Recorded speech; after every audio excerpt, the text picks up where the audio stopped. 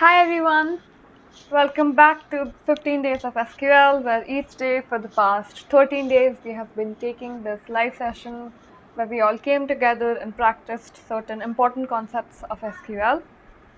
Thanks for tuning in. I am Akriti. If you're new here, I work in the data domain and I'm a part time content creator on Twitter, and now I've started my YouTube journey.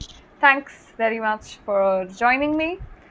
Over the past 13 days, we have learned about critical concepts of SQL, be it how to select queries, how to filter data based on certain condition, or how to aggregate and perform certain calculations on a type of data through aggregate functions. Next was how to create custom columns based on conditions using case. Then we learned how to group them, order them based on a certain value. We also learned how we can perform operations on certain bunch of data for a particular row which is related to a row in some way through window functions. We discussed 3-4 types of window functions: row number, dense, rank. Yesterday we learned about entile and we learned about lag, lead, which helps us get the preceding and succeeding row entry of the current row. We also learned how to get data from multiple data sources and how to join it based on a certain condition. We learned how to perform pattern matching, get a specific kind of data which is following a certain pattern using the operator like. These are all the concepts which we have covered over the past 13 days. If you have not checked any of those concepts, feel free to go to my channel. You'll have the playlist ready with you, and I am glad it'll help. And next, now we'll be implementing those concepts as a part of a case study, which is very necessary whenever you approach any recruiter or you're trying to implement an SQL concept, add SQL to your skill set. It is often required that you don't just have the theoretical knowledge, but the hands-on knowledge. That is, you need to not just be able to write the code, but drive some results through it. Correct?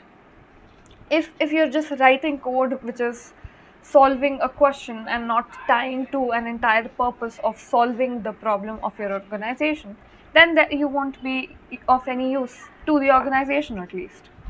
Correct? So you need to learn how to tie SQL in such a way that it can solve your organization's problems. Those things are practiced using such case studies. You can add them to your resume, you can build over them and create projects. So in this 15 days of SQL challenge, we'll cover 2 case studies, one today and the next one tomorrow. So let's get started. Today we'll be discussing a very common problem with business owners, that is a drop in user engagement. What is user engagement? As the word itself suggests, that the users aren't interacting or engaging much with the product or the content. And then now, as a data analyst, it is your duty to analyze the data, whatever you have given, or find a way to get the data you need, and then find some solution, make recommendations in order to solve your problem. Now, what is Yammer? So we have an overview of what is Yammer. Today we'll be discussing about a company, Yammer, and we'll be investigating the drop in its user engagement. So Yammer is a social network. So now we get what the user engagement is about, that the users are not engaging as much with the posts of their co-workers. Okay, social network for communicating with co-workers. So they can share documents, updates, ideas, and it is free. Got it. But if you need administrative controls, you need to pay licensing fees. So that's their whole monetization process. It has a centralized analytics team, and their primary goal is to drive better product and business decisions using data. That is exactly what your job would be as a data analyst, that you'd have to drive better product and analyze the data in such a way that you make informed business decisions. And now we need to create some plan to have effective and better decisions for Yammer. And let's see. Now they're having a drop in their user engagement. What is the problem? The problem is that on a Tuesday morning, September 2nd, 2014, the head of product team walks over to your desk and asks you, what do you think about the latest activity of the user engagement dashboards? Okay.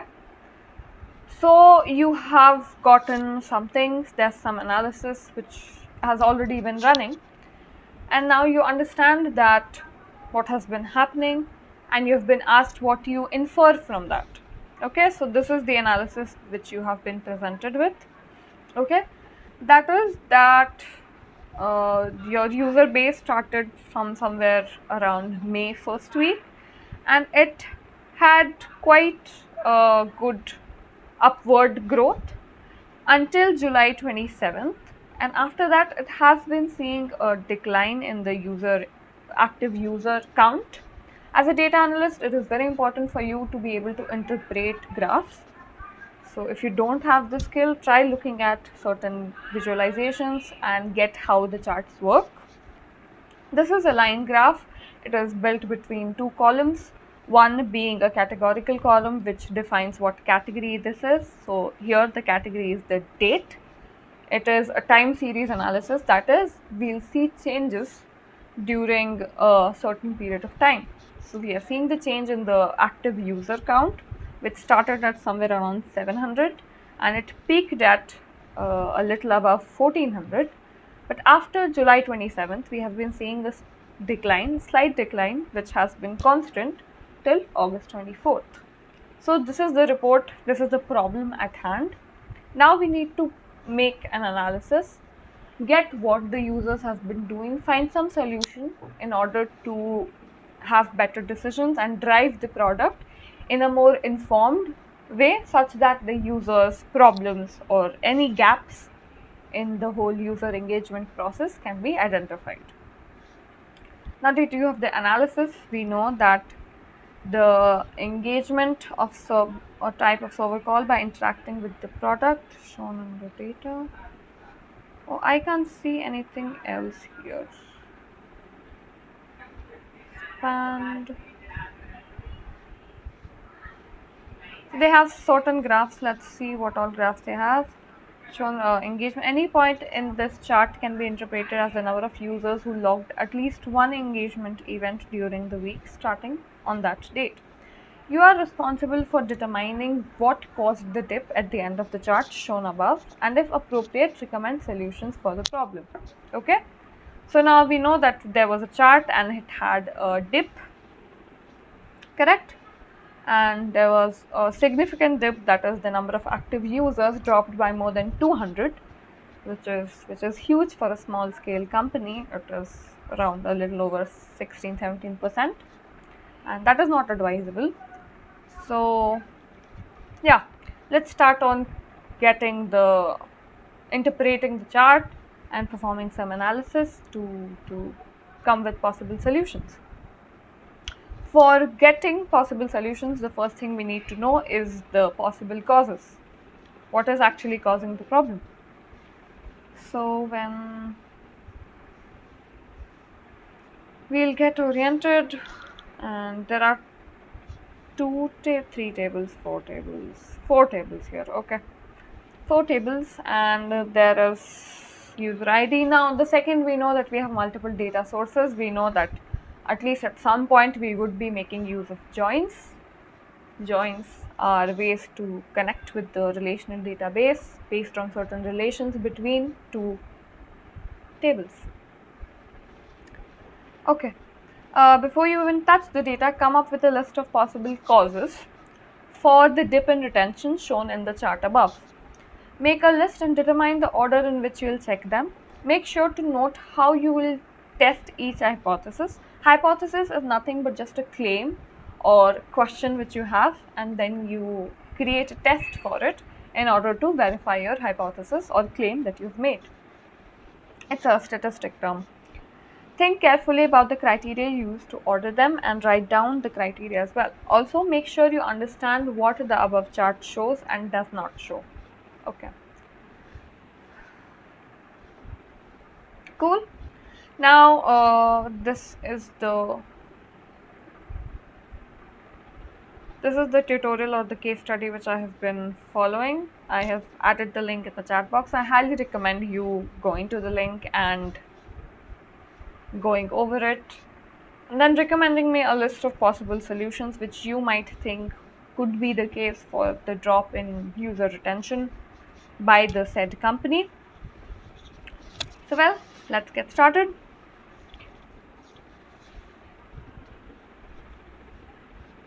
For me personally, I feel if the whole objective of their product is to let co-workers interact, co-workers would only come to their workplace or even interact with their co-workers is during their office time, correct? So in case they have taken a leave or there's a company off-site, for some example, then there is a possibility that uh, the users might not be as active. However, that claim is kind of uh, taken over because we have July 27th to August 24th, and I don't feel any company in the world has an offsite or a vacation period for a month. But these are the times when there's summer in the west side, so still not sure. Holidays can be a reason. Next, I feel that maybe there is some difficulty in calculating this, or there was some new production code which they had been testing, some new bug which might have intervened with the tracking process of how the users are counted, the number of active users. That could be the case. If you all have any other ideas, feel free to add them in the chat. For me personally, I think one could be inactivity during of the, or there could be a possibility that before that most companies were remote first, so there was a lot of remote interaction between them, and now that everyone has shifted back to working from offices, they don't need the communication media as such or as much as it did earlier. So that could be the case. So I'll list my reasons and you list yours if you have any. Two could be tracking bug.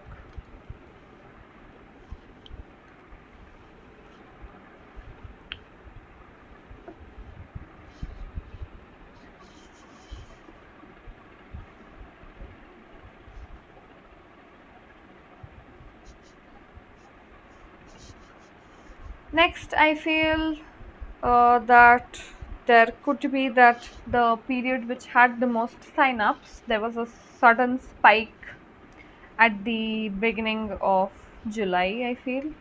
Yeah, so they were actually at 1200 till June 29th. And for this particular month, July, I felt like their numbers were up. I mean, they were not unusually up, they were still growing at a rapid rate, and they were growing at a similar rate as they were in the previous months. But I felt the transition from 1200 to 1400 happened only within the month of July, maybe because of some new marketing campaign that they launched. So there was a sudden spike in the user activity, and after that maybe they were not able to retain the users, so the retention rate was not very high, so that is why the active users changed. Okay, so that is my third reason. If you all have any other reason, feel free to add it in the chat. I'll start with investigating these reasons. First, let's look at the data and check if we even have the data and the capacity to verify all those claims or hypotheses that I've made. So the third reason would be marketing. Good marketing, but not a high retention rate.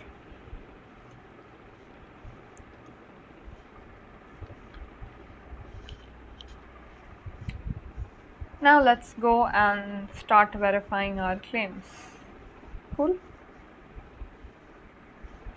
We have what kind of data? We have users, where we have the user ID, when they created the account, which state do they belong to. Oh, no. The state, that is whether they're active or they're pending. And from pending, I feel if their activity is pending, like they've not made any active participation yet. Company ID, activated at the time the user was activated. Okay. Language, the chosen language of the user. Oh, this could also be caused in, the user's language is not supported well. So this is my fourth reason after looking at the data, that the user's preferred language is not well supported. Is not well supported by the vocabulary and the auto-suggest of the company's auto-suggest software. Okay then. Next is events. Events are the things, actions taken by the user. So it can be user ID. It has the value user ID occurred at, so the timestamp of when that event occurred, and then event type, what kind of type it was, and then event name. So it can have created user, entered email, entered info, completed sign up, liked the message. Okay. Search, click, rate, result X. Okay. Send message. Then the location, the country from which the event was logged. Okay. Device, the type of device used to log the event. Okay. And then the email events is another table, which is user ID occurred at and what action it took. Next is roll up periods. The final table is a lookup table. Okay. Used to create rolling time periods. So period ID, we have certain time periods, and then this is the time ID when it starts. What is the start time in the time zone PST and what is the end time in the time zone PST, and then it's UTC start time, and then it is, I hope it is UTC end time. There's a typo here in the site, I feel. Next, you'd have to make the recommendation, which is, do the answers of any of your original hypotheses lead to further questions? If so, what are they and how will you test them? If they are questions you can't find answer to, this data unknown, how would you go about answering them, hypothetically, assuming you actually worked at this company? What seems like the most likely cause in the engagement dip? And what, if anything, should the company do in response? Okay. So let's go to our app mode, and then we'll start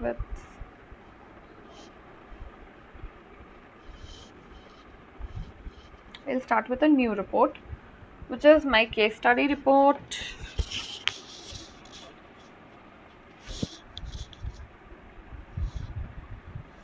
Now, coming back to my first question, which is that the company offsite. Okay, to see that if the company employees were even actually coming to the company and logging in.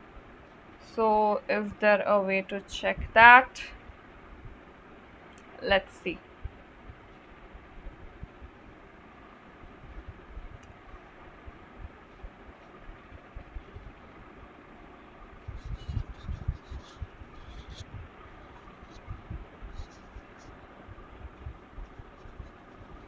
Let's try to see if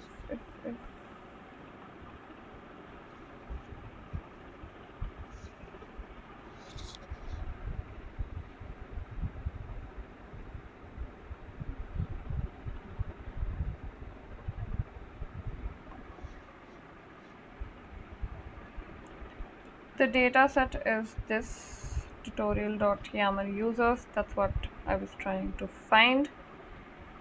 We have gotten it. Let's go, and so this is the table which we'd be using. First, let's take a look at what the table has, what kind of data it has.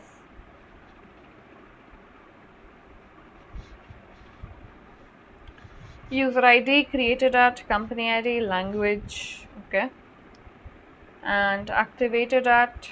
So we see that even though there are a lot of users, there are very significant amount of pending users. Let's just get a count of how many pending users we have, okay. From the user table alone, we see that there are a lot of pending users who have been given an account, but their account has not been activated yet, or they have not activated it. So we can just say where the state is pending. So as state, this is again a way to filter data using a condition, the condition here being checking whether the state is equal to pending or not. That is the value of the column state for every row is checked whether it is pending or not. In case it is pending, the condition evaluates to true and that particular row is selected. Otherwise, it is discarded and not kept as a part of your query result. We have everything that has pending in it. Now let's see what is the count of these pending transactions, pending accounts. Now in this, there's no question which you have been given or which is predetermined. You can have any of your questions, any idea which you might want the user to, which you might want the data to answer, and then you can have it. So this is 9685, okay, and now you check what is the total count. So this is 9685 user accounts which are pending, which have not even started the, and then there's 19,066 accounts. So you see close to 50% accounts which were created are not even active yet. So the accounts have not been activated. So the first finding which we get from just one table, looking at one table, was that most of the users, close to 50%, which is a huge amount, have not even activated their accounts yet. And if they have not activated it, how would they be able to be counted as the active users? So obviously the active user rate would decrease if people are signing up, but then there's difficulty in activating the account. Now the next thing which we might see is that at which rate are they activating the account. So as the chart showed that in July there were a lot of active users, but now coming to August, we're not seeing as many active users on our accounts as we used to. Now what would be the reason for that? Let's see. Let's get the count for, say, every month. So sign up date, I don't know what was the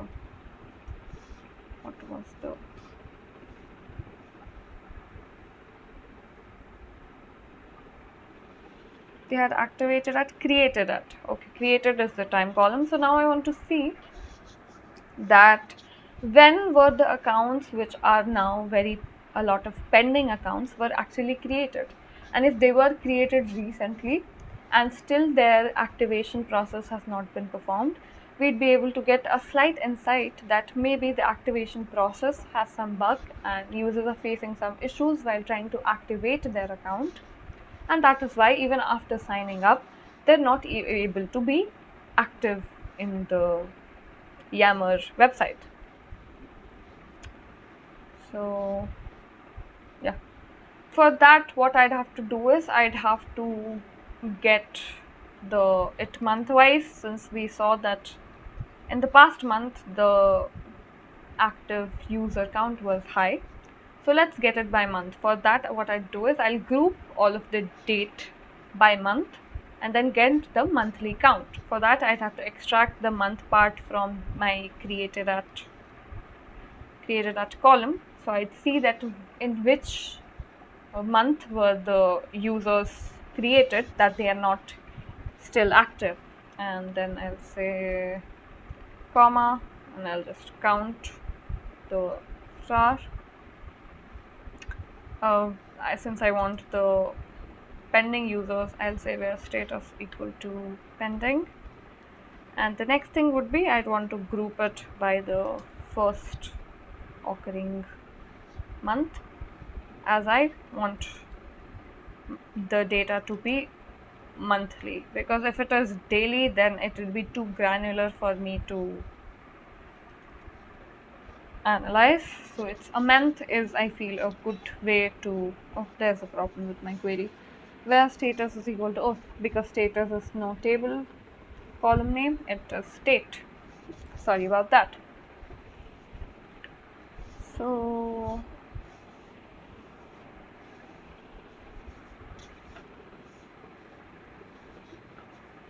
once the data loads, we'll be able to see what kind of results is the data generating.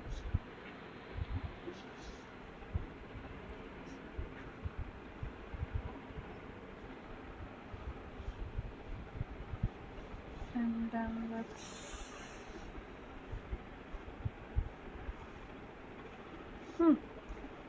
so we see that the pending part, okay, I want to see just for the last 2 months, so, or we can just extract it by year and then month. So for that, what I'll do is, if you've no idea what is happening here, I recommend you check out the date functions part of this playlist, and then you'll get a good idea of what we're trying to do here and what would be extracted, how would it be extracted. All these functions are explained in detail there. So our focus is the 2014 August month.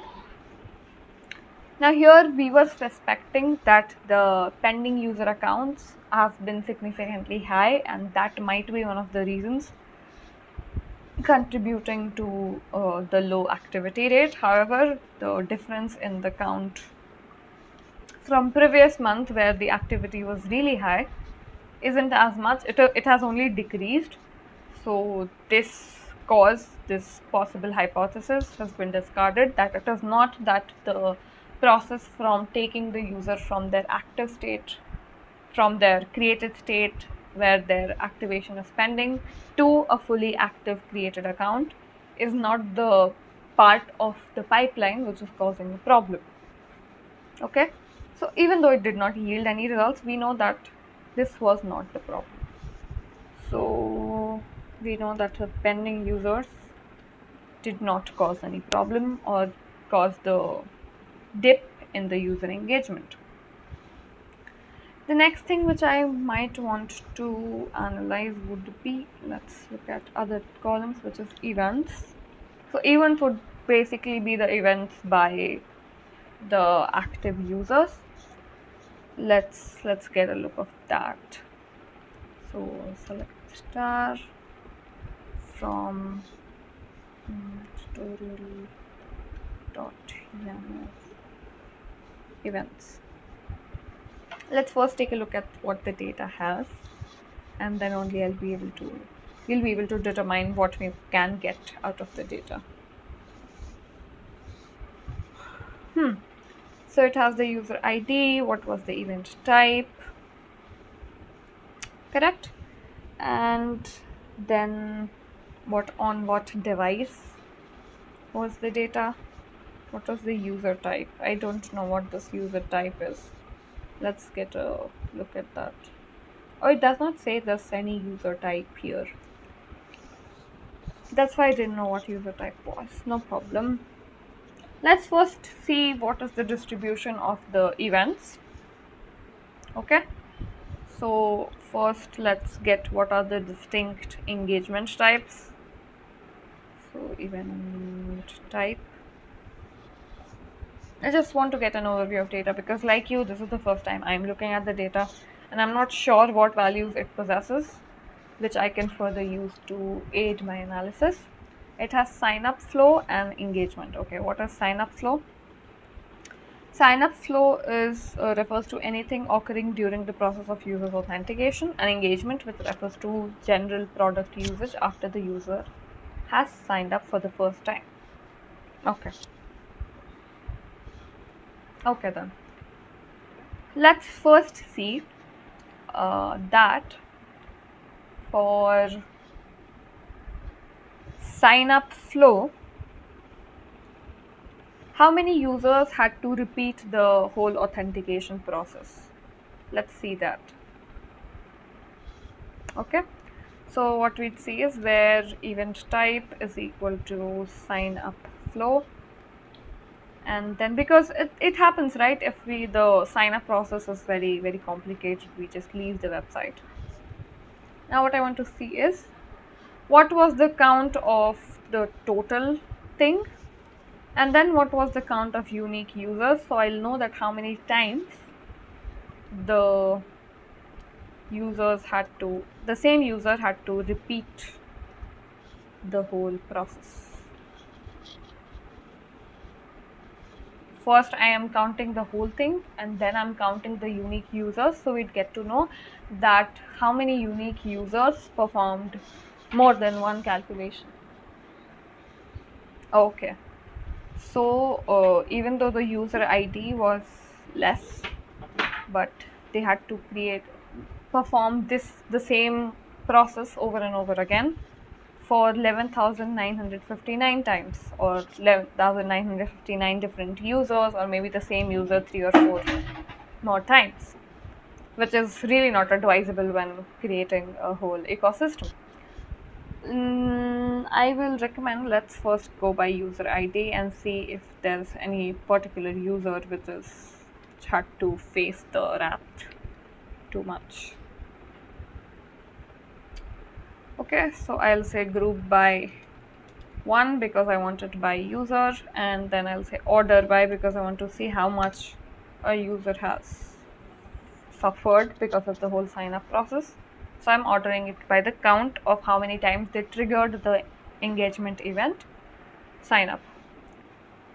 So, oh sorry, I had to say descending because I want it in a descending fashion, that is starting from the highest value to the lowest value.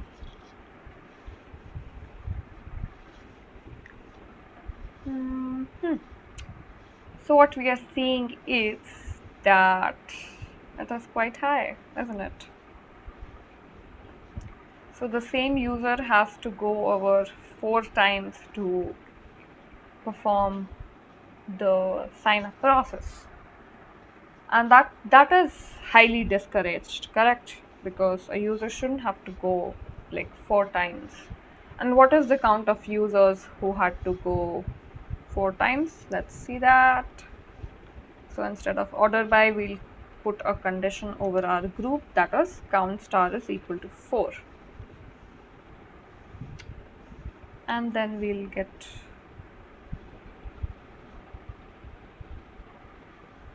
be able to see how many queries have that much.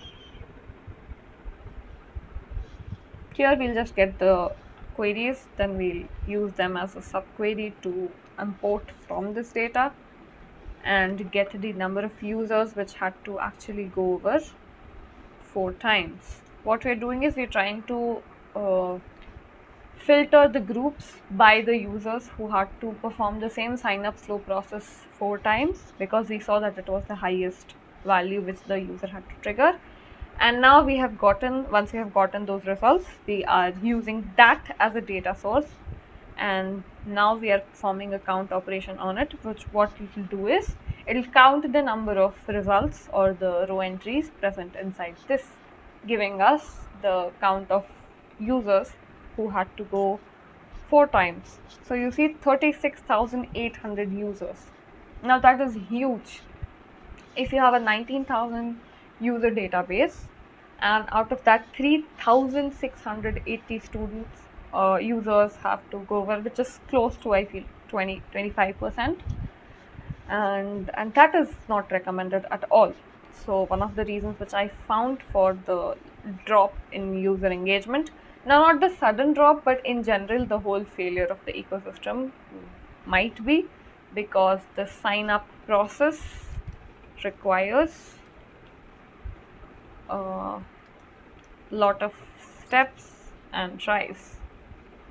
Of steps and tries, which is if not making the sign up process is the whole idea of getting your user on board, and if that it isn't simplified, then obviously the user, anyway all of us now have the concentration span of a goldfish, so obviously we won't be able to focus that much and put as much effort. We just move on to an alternate solution, correct? Or we'll get frustrated, we'll quit it for the day. The sign up part of your business should be the easiest thing about it. It should be very rapid because that's what you want, right? You want to get more users quickly.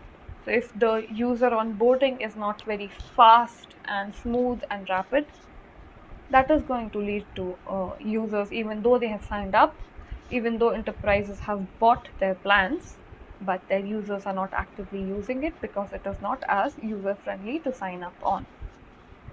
Okay, this is one finding that I had. I hope it was clear and it made any sense. I'm sorry if my blabbering and changing ideas midway was a bit of a bummer. So difficult sign up process is my finding number one. Okay, let me know if you have any other ideas. What else was the Yammer events table a part of? I totally got carried away and did not look at all of the other data. Yeah, now let's look at the claim that we made regarding the language. So I want to see the difference between active and inactive users based on how they differ in languages. So let's see events. What is Yammer experiments? There is no Yammer experiments table here till now. Okay. Let's go to Yammer events and see.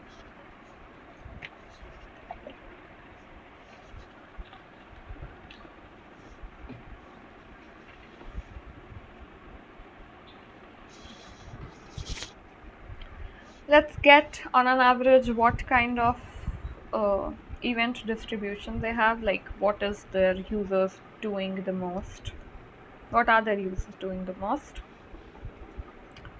So we'll group by the event name, that is either like, comment, message, login, and then we'll get an idea of how many events have been triggered per event name. Let's group by the first one and then order by the second descending because I want to get the highest events. I want it to be ordered in some way, otherwise if it's in random fashion it's very difficult to get something out of it. Okay, so people staying on the home page of the most. Okay, the like message is also, so people are liking messages more than they are sending messages by a huge margin, more than like close to double. And people are viewing their inbox very frequently. Great. People are waiting for messages, but they're not getting messages. And then we have search, click, result. I don't know what that is. And so people are searching, but that is very less.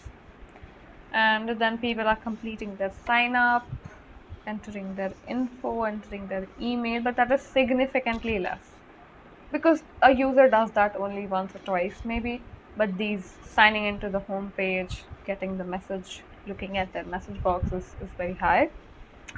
Seeing this, I don't feel like I have anything to say, so let's go to our languages and see what.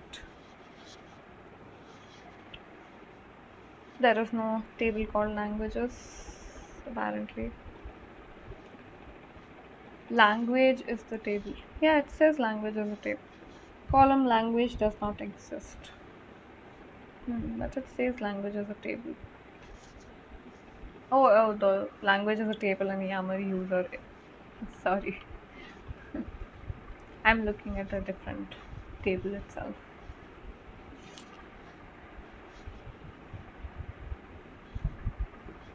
I thought Yammer events also had a location. Okay, that location. Okay, so English obviously is the most supported, most used, frequently used language. Then Spanish, French, Japanese, German, Arabic, Chinese, Indian, Russian.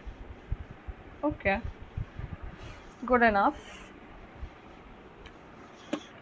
I feel we should really consider our two time frames. That is the what is the time frame? We had a table called periods, right? Yeah, these periods. Ben dot dimension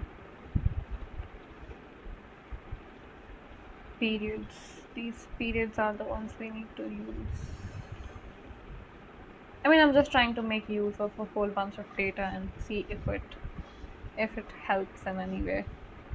Because if you're not aware of the data, how are you on earth going to analyze it?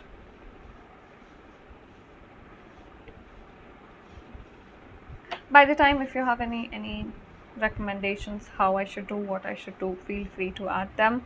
I am always open to criticism.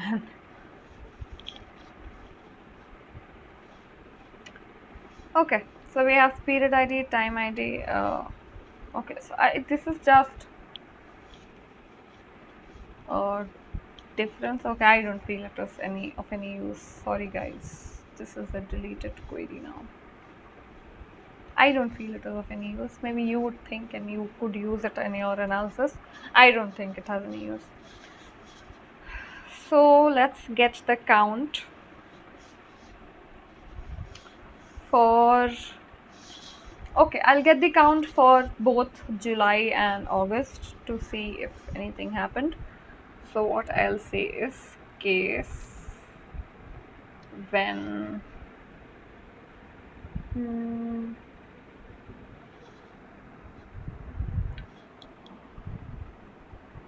now what I need to do is I need to get the count for English, but I need to get the count only for the month of July. So let's have a where extract month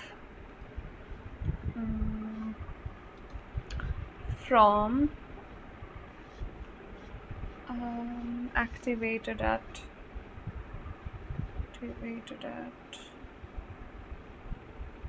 is equal to it'll extract the month and I just want the July month, and I want it from the year 2014 because that was when we got a huge surge of users. So let's see if there was a particular language which was prevailing and then that language suddenly stopped prevailing.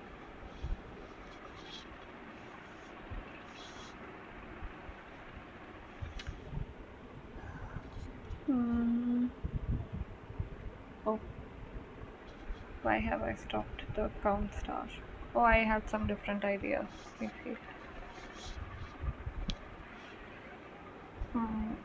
Okay, so now we're getting the count by language for 7th, that is the July month of 2014.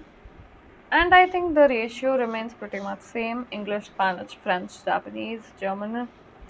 So English, Spanish, French, Japanese. Let's see for the month 8th of August.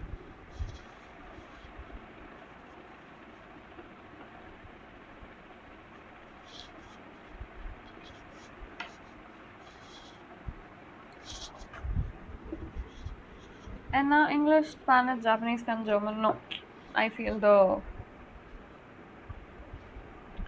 whole like the distribution of users according to their language remains almost the same, so the language barrier cannot be a thing.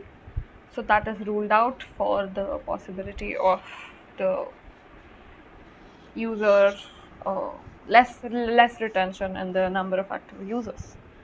Now next what we could see is if a particular company ID is causing that.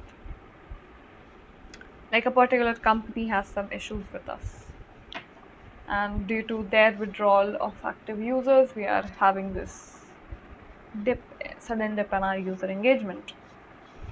This is just off the top ideas, wild ideas which I'm having. You are allowed to think whatever you want to. So the company ID 12356 are the contributors for the top user counts. Let's see if that changes for the month of August. 12356. Yeah.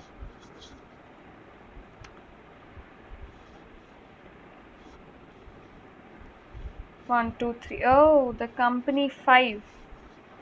So the company 5 had a significant amount of users in the past, in July. Now in August they have dipped.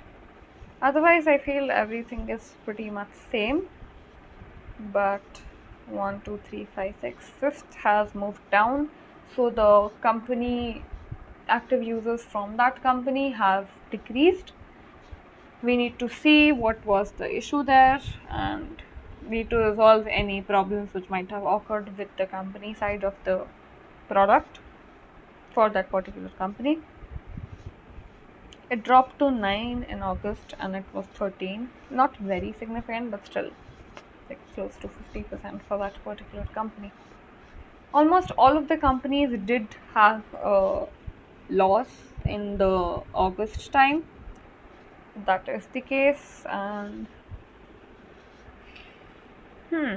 so but we need to specifically talk to at least the company 5 because we are feeling like they have their user base has decreased significantly.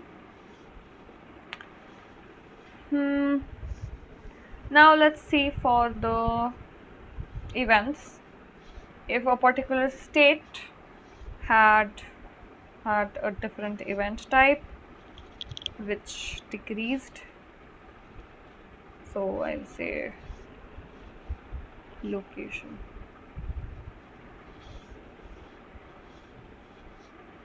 Oh, we don't have activated that here, we have occurred that here. Yes, sorry about this. We still have, there's no occurred for Yammer events. There is occurred, but my spelling is wrong, I suppose. Yeah. Tech people are not supposed to know spellings, it's okay. You can give me a pass for this.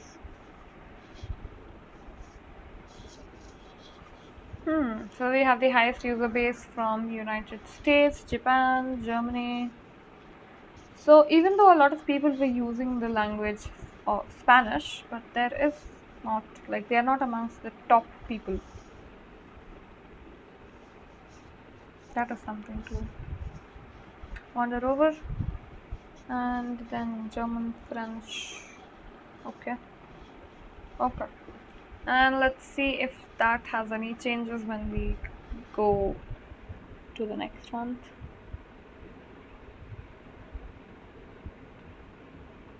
United States, Japan, Germany, France. United States, Japan, Germany, France, UK.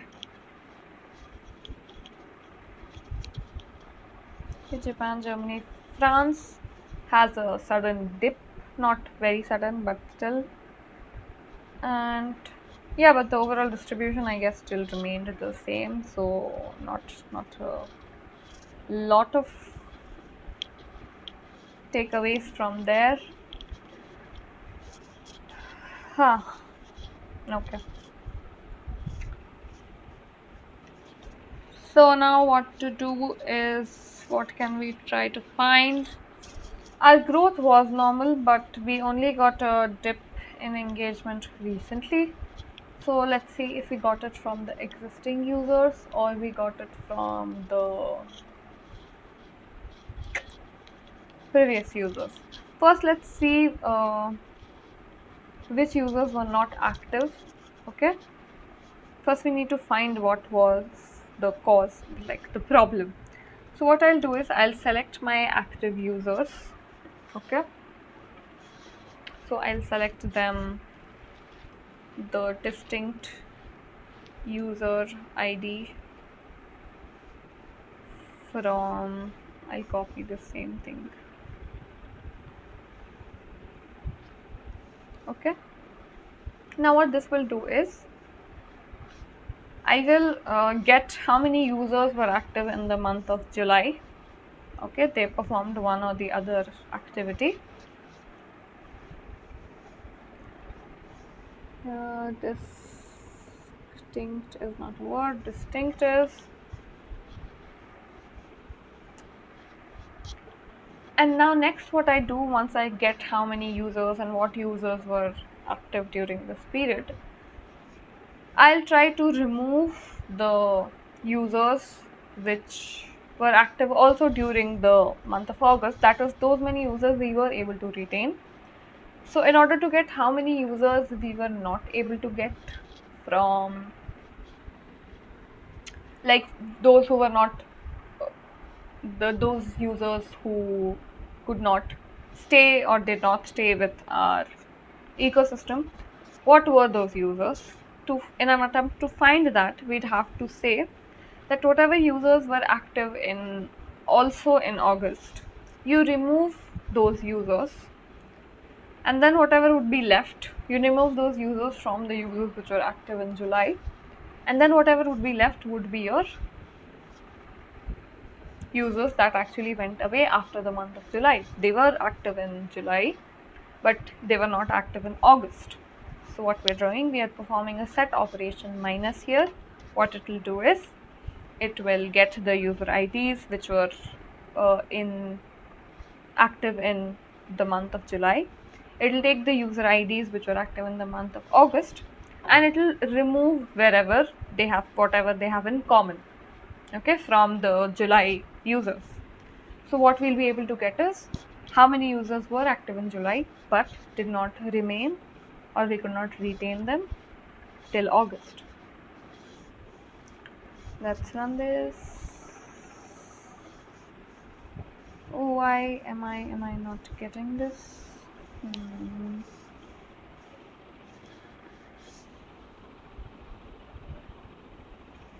Was I supposed to? I don't think I was supposed to have them. I can always perform the union and then do it, but I don't think it's supposed to be this way. Let's see if there's any different syntax that Postgres has for minus operation. Oh, it has except. Sorry, minus was I feel on MySQL. We have except here. Except. The whole concept is same, just a keyword is different. Now what we are getting as a result of this is the number of users which were in July but not active anymore in the month of August. And how many users are they? So a lot of users. Correct. Now what was with these users and what did they do? We'd be discussing as a part of our next session, which will happen in the same time tomorrow. I hope this added some value to your current data analysis journey and it was of some help. I hope it was of some help. I think I'll see you tomorrow. Thanks for joining me. This is 15 Days of SQL and I am Akriti. Tomorrow we'll be performing this case study further and getting answers to some of the questions that might have aroused looking at the data today in a more detailed fashion. So, thank you for joining today. Bye.